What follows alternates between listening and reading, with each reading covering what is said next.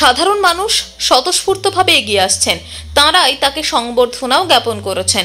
সোমবার দুর্গাপুর নগর নিগমের 1829 নম্বর ওয়ার্ডের বিভিন্ন এলাকায় দলীয় লাল পতাকা, লাল বেলুন ইত্যাদিতে শোভিত এক বিশাল পদযাত্রা বের হয়। জাতীয় কংগ্রেস সমর্থিত বামফ্রন্ট মনোনীত সিপিআইএম প্রার্থী ডক্টর সুকৃতি ঘোষালের সমর্থনে আয়োজিত ওই পদযাত্রা থেকেই রাজ্যের শিল্প আইন শৃঙ্খলার বেহাল দশা নিয়ে সরব হতে দেখা যায় উপস্থিত নেতা নেত্রীদের। সুকৃতি ঘোষাল বলেন, সাধারণ মানুষ অত্যন্ত স্বতঃস্ফূর্তভাবেই তার প্রতি সমর্থনের হাত বাড়িয়ে দেবার অঙ্গীকার করছেন। নির্বাচনে বাম কংগ্রেস জোট এবার যথেষ্টই ভালো ফল করবে বলে আশা প্রকাশ করেন সুকৃতি বাবু।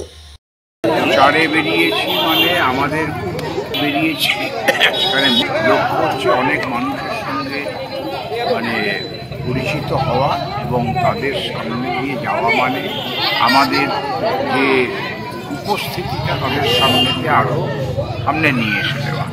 এবং এখানে কথা বলার খুব একটা সুযোগ এখানেতে হয়, পরিচিত হওয়া, কিন্তু মানুষ যেভাবে অংশগ্রহণ করেছে তাতে যে মানুষ আমাদেরকে খুঁজছেন এবং একটা নির্ভরযোগ্য বিকল্প হিসেবে আমাদের কথা ভাবছেন, এই বিষয়তে আমার প্রত্যয় জন্মেছে। আমি নিশ্চিত হয়েছি।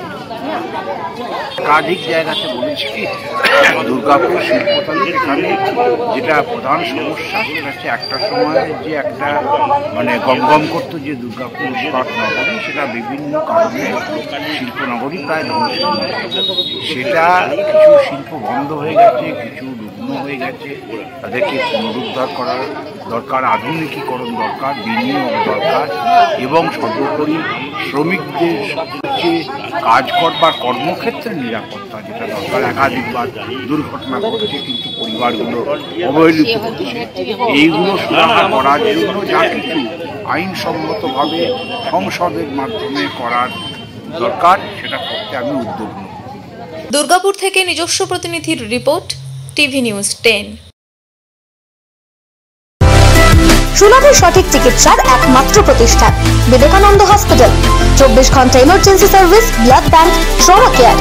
আপনাদের সেবায় আমরা তৎপর। গুণমান ও পরিষেবায় দুর্গাপুর বিধাননগরের ডক্টর জাকির হোসেন এভিনিউর বিবেকানন্দ হসপিটাল শিল্পাঞ্চলের মানুষের মন জয় করেছে।